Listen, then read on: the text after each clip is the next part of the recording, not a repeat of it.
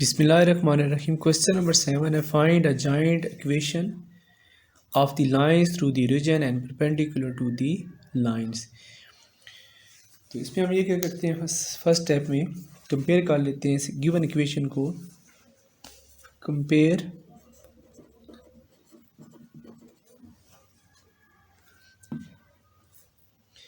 Compare with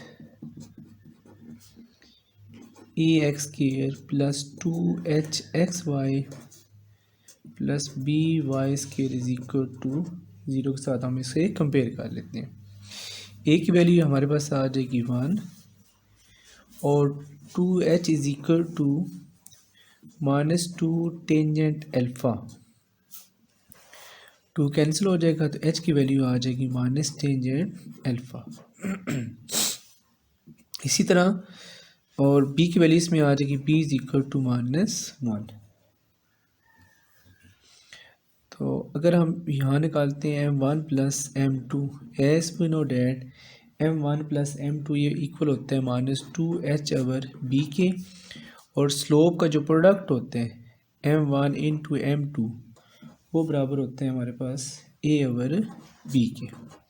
values put करें m1 plus m2, h की value हमारे पास है माइनस टेंजेंट अल्फ़ा और b की वैल्यू हमारे पास क्या है -1.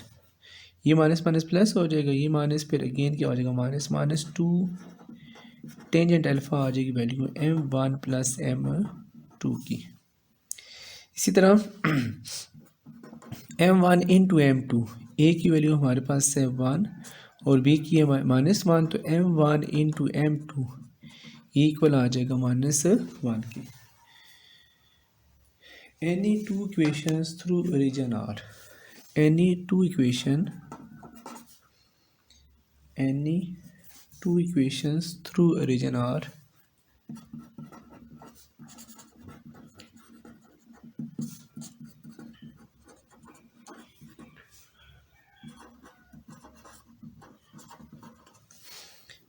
y माइनस सेंस यहाँ मैं लिख देता हूँ कि इक्वेशन ऑफ लाइन क्या होती है, y minus y1 is equal to m x minus x1. देखिए जब ओरिजिन से पास करेगी तो x1 और y1 दोनों की वैल्यू क्या आ जाएगी 0, तो y इज इक्वल टू आ जाएगा mx की, m1x का नाम दे देते हैं, और जो दूसरी इक्वेशन है वो आ जाएगी हमारे पास y is equal to m2x. दोबारा फिर देखें, इसको ओरिजिन से पास कर रही है तो x1 और y1 की वैल्यू क्या हो जाती है, इसमें 0 हो जाएगी, तो y की वैल्यू आ जाएगी m1x और अगेन y की वैल्यू आ जाएगी m2x. ये m1 स्लोप 1 की लाइन है और m2 जो स्लोप है वो इक्वेशन नंबर जो सेकंड इक्वेशन उसकी लाइन है ना. जब दो लाइंस परपेंडिकुलर होती हैं तो स्लोप के साथ माइनस लगा के उसका हम रेसिप्रोकल कर लेते हैं. तो perpendicular to given lines are perpendicular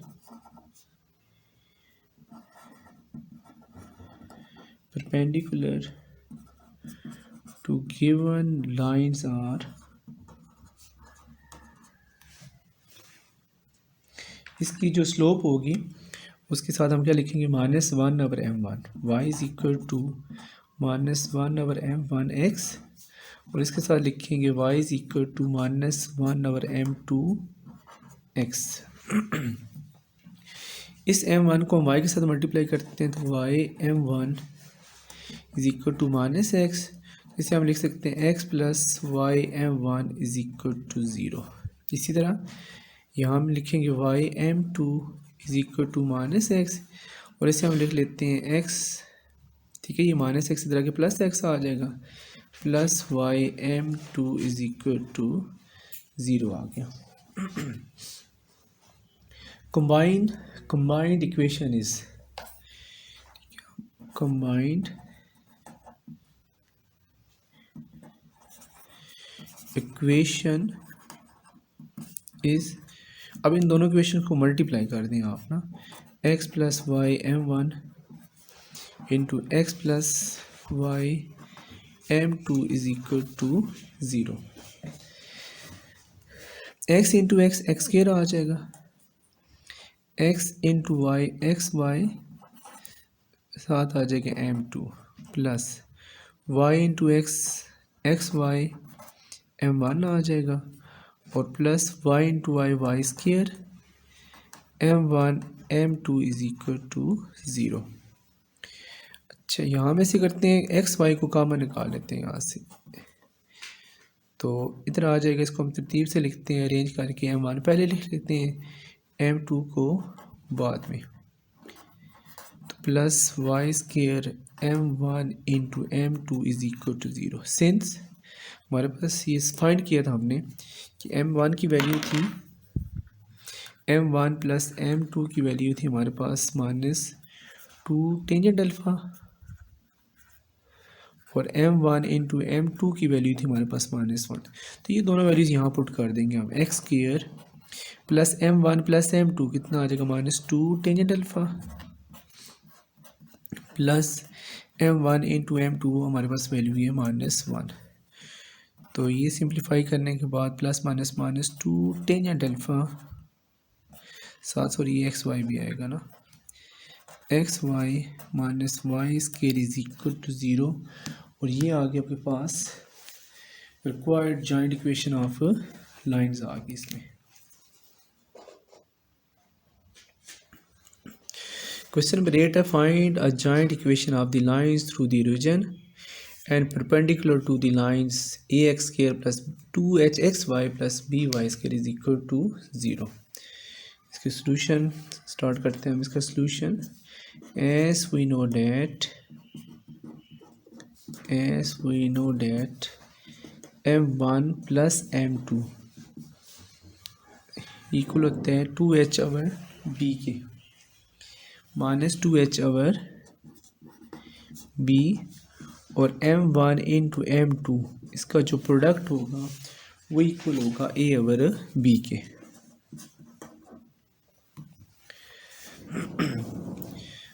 any two equations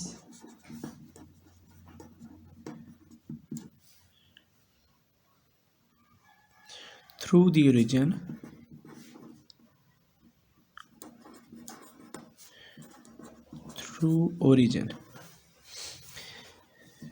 equation of line में ऐसी होती है y minus y1 m x minus x1।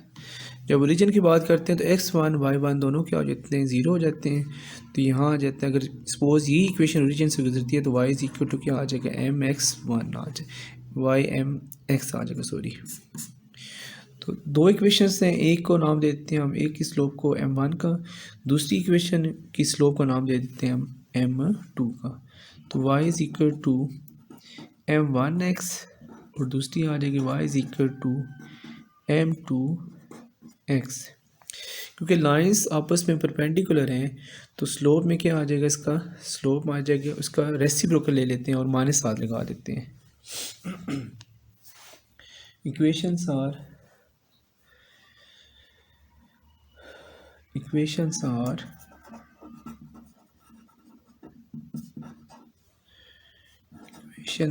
y is equal to -1 over m1x और y is equal to -1 over m2x since lines are perpendicular।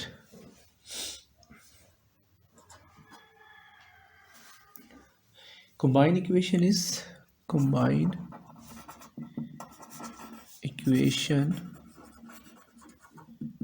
is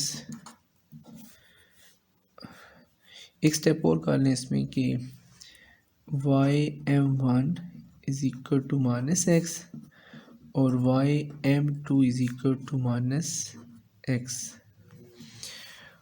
और जैसे हमने question number 7 में किया था, इस -x को इधर आके प्लस कर दें तो इसे आप लिख सकते हो x प्लस वाई m1 और इसे हम लिख सकते हैं x plus Y m2 is equal to 0।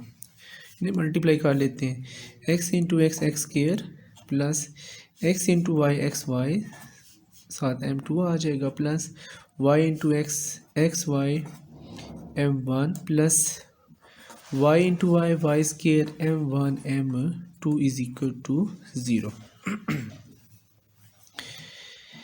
X square plus यहाँ में से कर लेते हैं, एक्स वाई को कॉमन निकालते हैं, अरेंज करके लिखते हैं m1 को पहले m2 को बाद में, X Y plus Y square m1 into m2 is equal to 0। X square plus m1 plus m2 किसकी इक्वल था, -2h/b। यहाँ हम लिखते हैं -2h/b। X Y plus Y square m1 into m2 इसकी वैल्यू थी a/b इज इक्वल टू 0। पूरी equation को b के साथ मल्टीप्लाई कर दें, multiplying by b we get, तो इधर आ जाएगा b x square plus minus minus 2h(x)y, ठीक है। इसे हम लिख सकते हैं a y square is equal to 0। और ये हमारे पास जॉइंट इक्वेशन ऑफ लाइंस आ गई है, और ये ओरिजिन से गुजर रही है और perpendicular to the given line की ये क्या थी, परपेंडिकुलर थी।